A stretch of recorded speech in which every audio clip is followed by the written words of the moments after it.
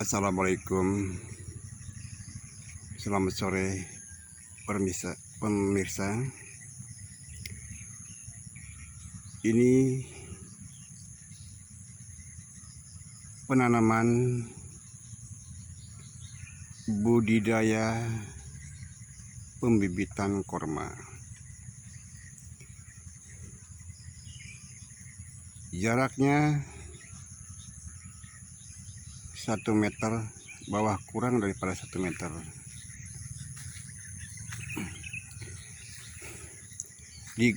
Yang saya maksud rapat ini menjaring pohon korma yang betina. Ini menjaring pohon korma yang betina. Seperti saya menyontoh petani korma yang ada di Bangladesh. Di Bangladesh ini seperti ini. Dia tanam cara rapat-rapat. Tujuannya dia untuk menjaring pohon korma yang betina. Setelah berhasil pohon yang betina lalu digali bisa juga dipindahkan ke perkebunan dengan ukuran yang maksimal. Ukurannya maksimal itu adalah 7x8. Itu pohon kurma sama dengan pohon kelapa sawit jarak tanam. Karena ini menjaring pohon korma yang betina, maka saya dibuat rapat seperti petani-petani yang ada di Bangladesh. Kalau di Bangladesh dia langsung ke tanah seperti menugal jagung. Tapi kalau saya memakai polybag, hanya perbedaannya saya memakai polybag. Polybag ini daripada dibuang kan mubazir, dimanfaatkan. Keuntungannya apa? Nutrisi yang ada di polybag itu tidak hanyut oleh air hujan. Kedua, kalau memberi nutrisi itu cukup sedikit aja cukup.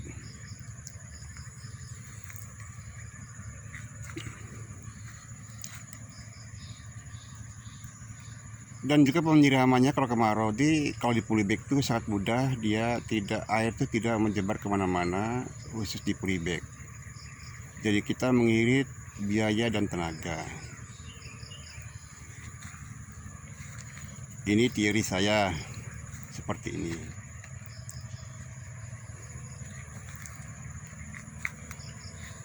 Tuh korma, jaraknya yang sangat pendek sama sekali.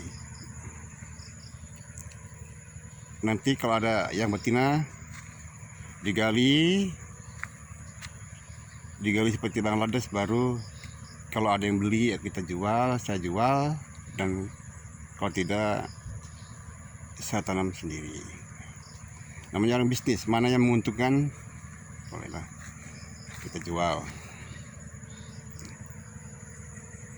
Ini caranya. Ini cara saya bukan artinya menggurui orang lain. Ini pribadi saya sendiri seperti ini. Orang lain mau nyontoh ya seperti ini silakan, tidak masalah. Nah, ini teori saya nih. Pembibitan budidaya korma di Kalimantan Barat. Ini letaknya ada di daerah transmigrasi kelapa sawit.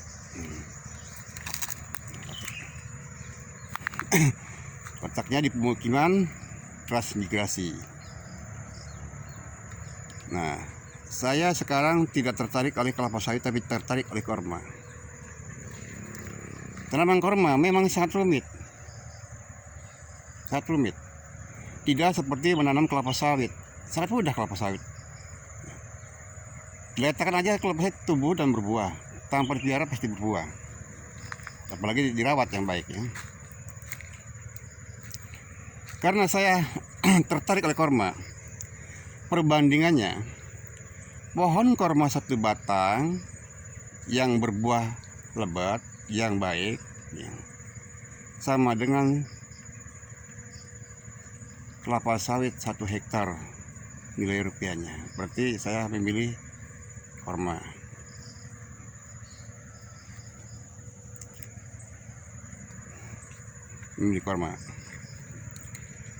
Karena korma, saya menanam korma. Karena menanam korma itu tidak semua orang kebanyakan bisa. Dan menanam korma tidak semudah itu. Perlu pemikiran yang jernih, tanggap dan tangkas.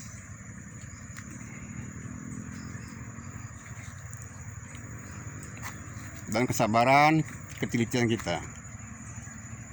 Nah.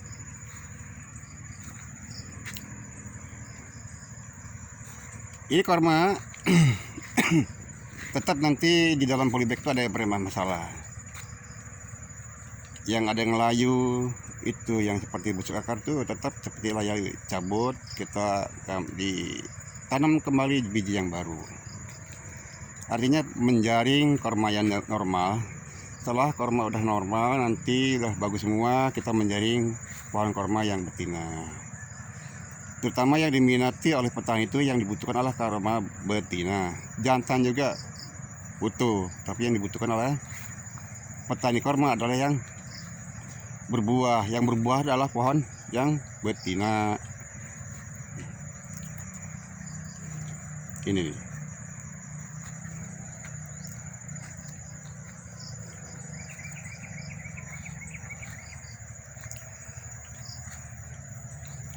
Menanam korma butuh kesabaran, ketelitian,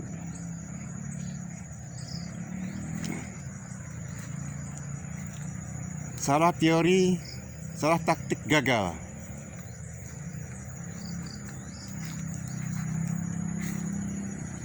Ini.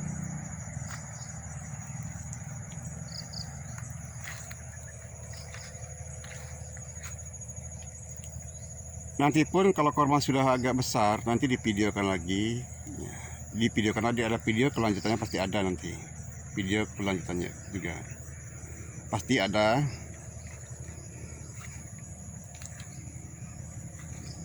Semoga yang pencinta pohon korma tidak lepas daripada channel Didi Korma.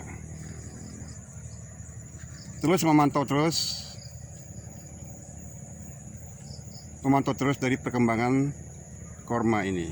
Cara-cara seperti ini tetap saya videokan saja. Saya videokan.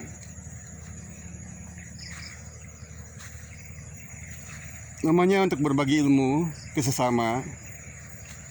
Berbagi ilmu pengetahuan ke sesama itu tidak ada ruginya, nggak apa-apa. Jangan kalah dengan orang Arab. Jangan kita dibodoh-bodoh orang Arab, katanya korma nggak bisa hidup di negara lain, haram. Nyatanya korma bisa hidup dan bisa berbuah. Tapi ini bukti, banyak korma-korma di Indonesia sudah berbuah dan sudah berhasil. Di Aceh, di mana-mana seluruh Indonesia sudah banyak korma yang berhasil. Cuma baru skala kecil. Dari perkebunan yang terbesar, ya baru di Banten ada baru korma yang berbuah cuma satu pohon, baru buah pasir ada di Banten. Kalimantan Timur ada, Irian Jaya, itu banyak yang sudah berbuah.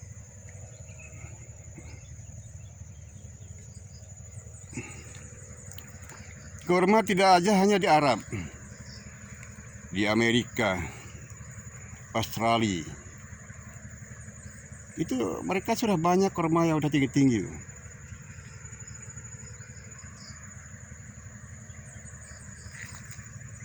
Baik Indonesia, Thailand, banyak.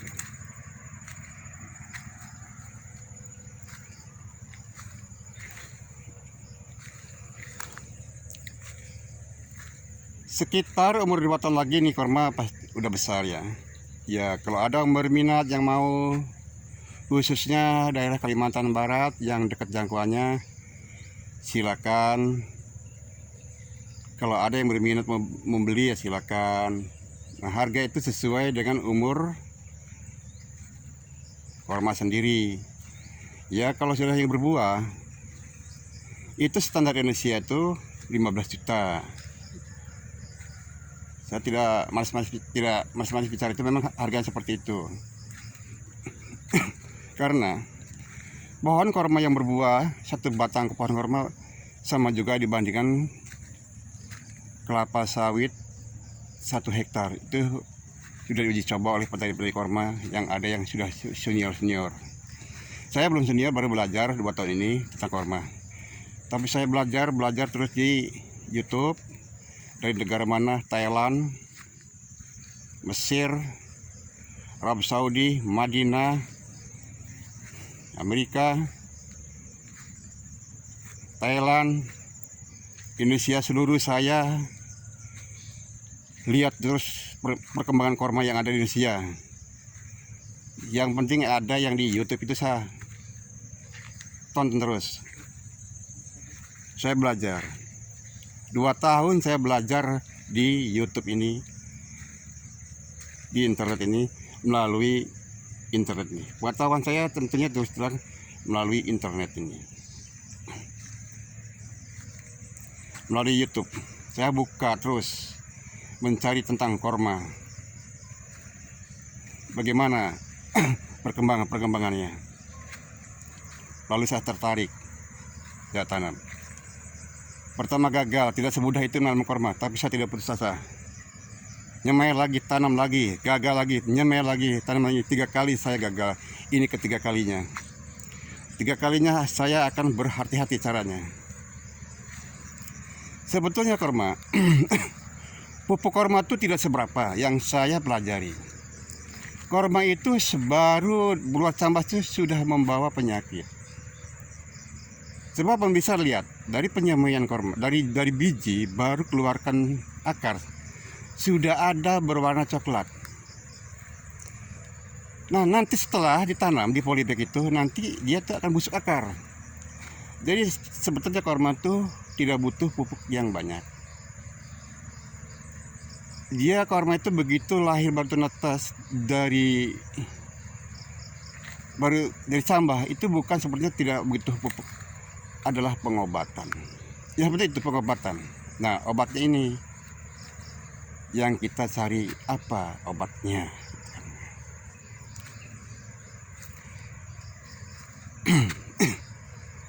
Bukan pupuk. Korma pupuk itu bukan, kalau memang korma bermasalah biarpun pupuk banyak pun tidak akan benar.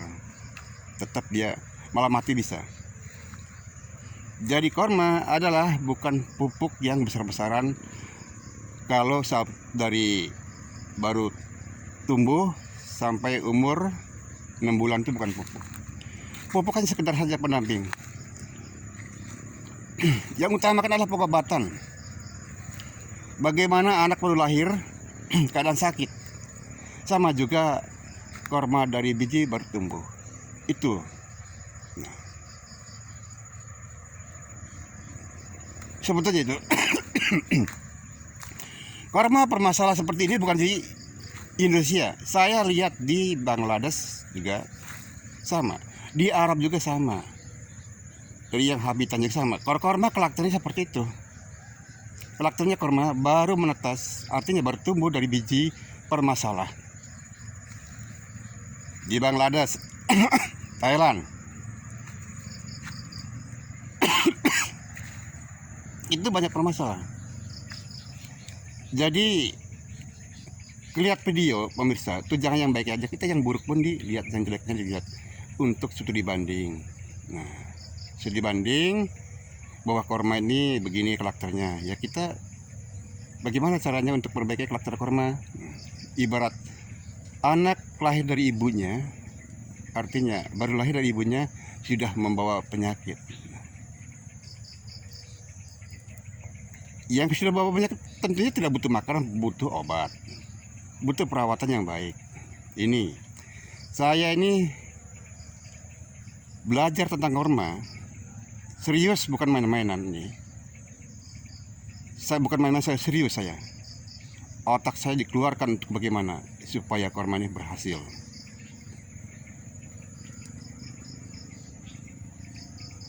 Bahkan menanam korma, ada orang juga mengatakan gila menanam korma. Korma itu bukan habitatnya di Indonesia, di padang pasir di Arab sana. Ya saya coba aja, karena saya keyakinan di internet itu banyak korma yang berbuah di Indonesia. Berarti saya yakin, oh korma ini bisa berbuah di Indonesia. Ya, melalui coba-coba nyemai. Coba-coba saya semai. Selain semai, maka korma ini tidak hanya hidup di tanah padang pasir, semua korma tuh bisa hidup di tanah mana-mana. Di mana-mana bisa hidup. Di mana ada manusia, korma itu ya tetap bisa hidup. Manusia hidup, ya korma ya hidup. Nah, permasalahannya itu korma. Korma itu ibarat anak lahir dari ibunya membawa penyakit. Berarti tidak butuh makanan, butuh obat. Ini solusinya sebagai petani korma. Itulah yang saya pelajari, yang saya teliti seperti itu. Maka korma harganya mahal, yang berbuah standar Indonesia 15 juta ya wajar, karena korma ini sangat rumit. Ya. Dia ini sangat rumit, rawan, mudah stres. Sudah stres itu susah untuk memperbaikinya. Bisa-bisa ke dalam kematian. Dalam kematian. Mati korma itu bisa. Jadi wajar sebagai pembeli korma dan petani, ya kalau harganya agak mahal ya wajar, karena dia juga perawatannya sangat rumit. Nah, sebetulnya korma pupuk tak seberapa. Yang rumit itu perawatannya, pengobatannya nih. Dia sampai umur 3 tahun, dari biji sampai tumbuh sampai umur tahun itu dalam perawatan tiap hari, mengeluarkan modal dan mengeluarkan biaya. Agar pengobatan, agar mencegah si busuk akar, dan juga mencegah karat daun, dan juga mencegah busuk pucuk. Nah, gitu. Terlambat sedikit, lengah sedikit, maka penyakit sudah datang. Korma gagal kita. Masalah air penyiraman di Indonesia ini sebenarnya tidak begitu, karena di Indonesia tuh curah hujannya banyak. Tidak curah hujan seperti, jangan samakan di daerah Arab. Di daerah Arab memang butuhkan air, pompa air, tapi sana kan 2 musim, ada musim panas, ada musim dingin. Musim dingin sana bukan hujan aja, musimnya dingin tapi tetap panas. Bukan diatur musim dingin lalu hujan terus, bukan. Dia panas tapi musim cuacanya dingin. Nah, tetap tanam kasih air. Nah, kalau Indonesia sebenarnya dalam petani korma ini sebenarnya sangat untung, karena curah hujannya banyak. Korma pupuk tidak seberapa sebenarnya, tidak seberapa. Yang dibutuhkan pupuk korma itu bukan pupuk dari kecil, dari menetas, dari biji sampai tumbuh, itu hanya perlu pengobatan. Coba pemirsa lihat biji korma, itu kebanyakan busuk akar, ya, busuk akar, karat daun akibatnya dari busuk akar. Nah itu. Kalau sudah karat daun, busuk akar, biarpun dipupuk banyak-banyaknya percuma, malah yang mati yang ada. Itu yang saya pelajari selama 2,5 tahun adalah tentang korma. Itu tiap hari saya berpikir tiap hari.